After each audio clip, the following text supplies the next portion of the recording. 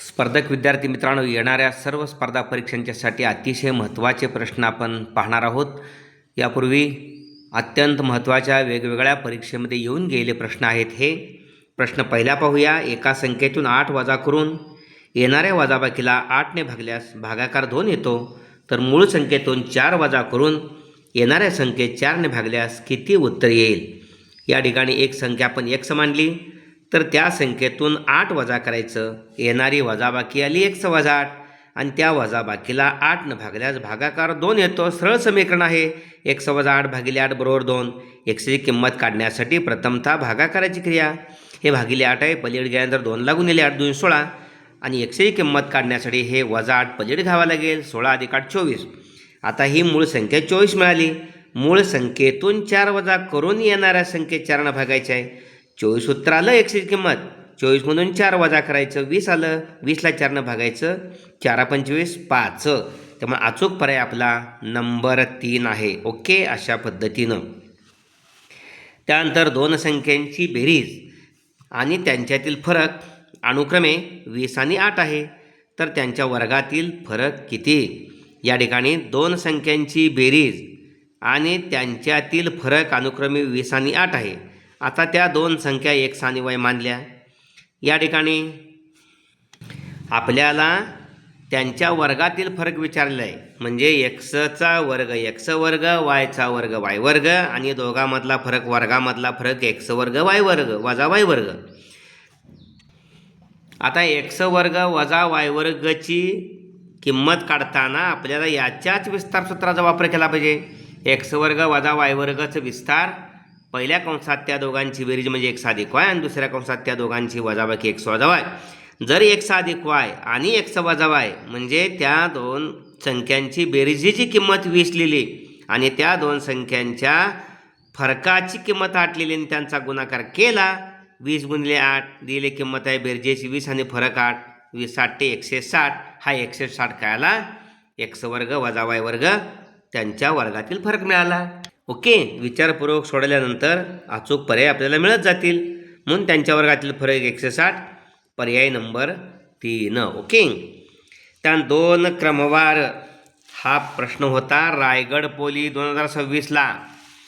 आता जळगाव पोलीस 2026चा प्रश्न आहे. 2 क्रमवार विषम संख्यांची बेरीज 96 आहे. 2 क्रमवार विषम संख्यांची बेरीज 96 आहे. तर त्यापैकी मोठी संख्या कोणती? 45, 47, 49, 51 असे पर्याय आहेत. एक संख्या आपण x मानली आणि त्याच्या पुढची x + 2 होणार. ओके, क्रमवार विषम संख्या म्हणजे 1, 3, 5 अशा स्वरूपात.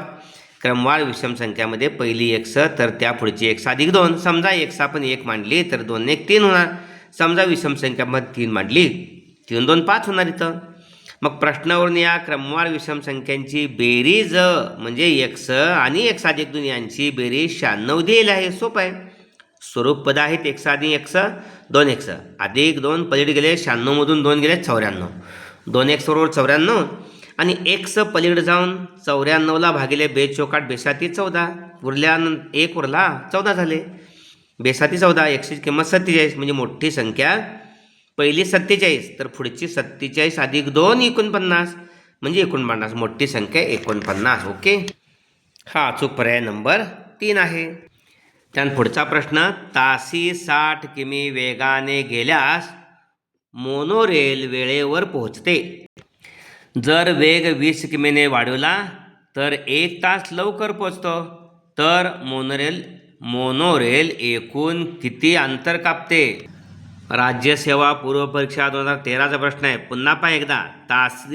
ताशी 60 किमी वेगाने गेल्यास मोनोरेल वेळेवर पोहोचते. जर वेग 20 किलोमीटरने वाढवला तर 1 तास लवकर पोहोचते. ती 1 तास लवकर पोहोचते. तर मोनोरेल एकूण किती अंतर कापते? 240 किमी, 250 किमी, 260 किमी, 270 किमी पर्याय आहेत. समजा मोनोरेलने कापलेले अंतर x किमी मानू. ते 60 किमी/तास या वेगाने, म्हणजे पहिला वेग आहे 60 किमी/तास या वेगाने गेल्यावर ती वेळेवर पोहोचते. आणि मोनोरेल 20 किमी/तास या ठिकाणी जास्त वेगाने म्हणजे 80 किमी, म्हणजे 60 मध्ये 20ची वाढ झाली, म्हणजे 80 किमी पर तास वेगाने गेल्यास ती 1 तास लवकर पोचते. आपलं सूत्र काय आहे? वेळेतील फरक 1 तास आहे. ओके, 1 तास लवकर पोचते म्हणजे वेळेतील फरक 1 तास आहे. अंतर बरोबर वेग गुणिले वेळ, आणि वेळ बरोबर हा वेग जो आहे ना वेळेला गुणिले तो अंतराला भागिले, अंतर भागिले वेग. आता प्रश्नामध्ये एक्स पहिला वेग आहे ताशी 60 किलोमीटर, एक्स भागिले 60, अंतर एक्स जायचं आहे भागिले वेग आहे 60, फरक 1 आहे ना म्हणून वजा 1 तासाचा फरक आहे म्हणून वजा एक्स भागिले 80, ताशी 20 वाढवला वेग म्हणून एक्स छेद 80. बरोबर, या दोघातला फरक.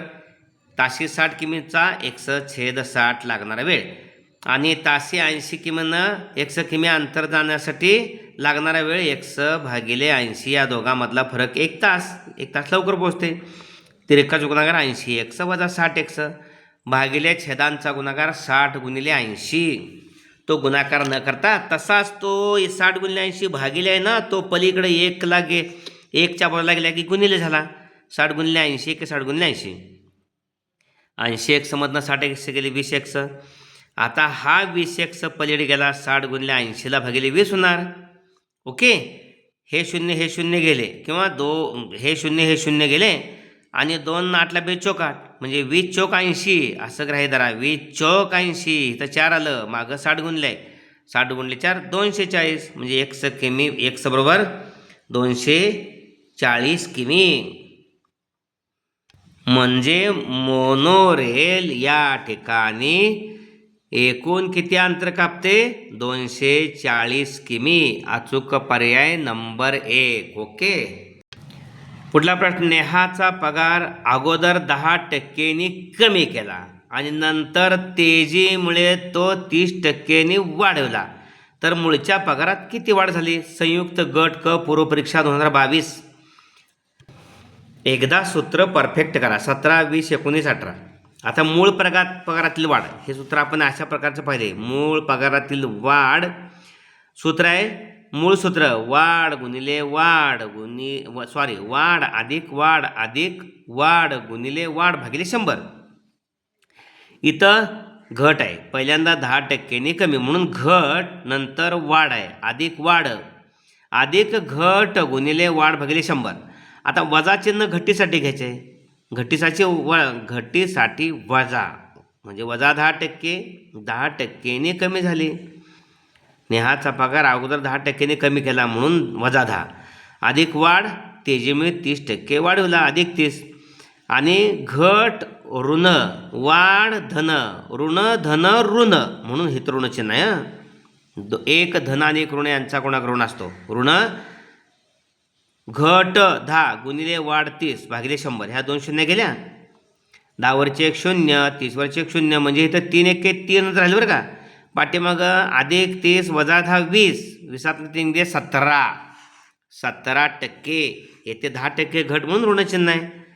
पुढे घट गुणिले वाढ म्हणजे ऋण गुणिले धन बरोबर ऋण म्हणजे 17% या ठिकाणी वाढ झाली.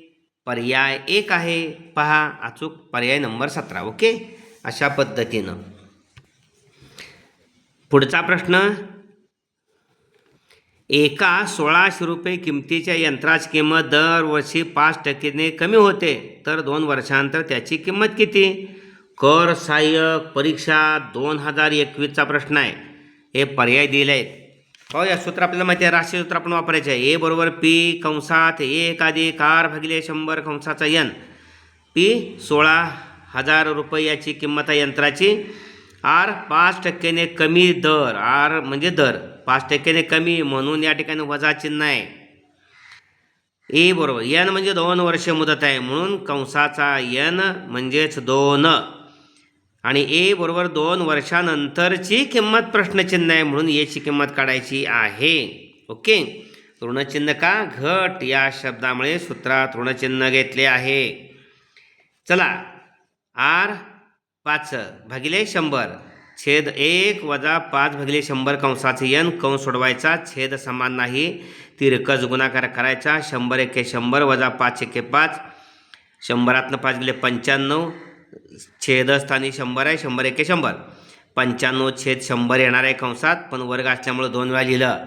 95 छेद 100 95 100 95/100 इकडं 16,000 आहे.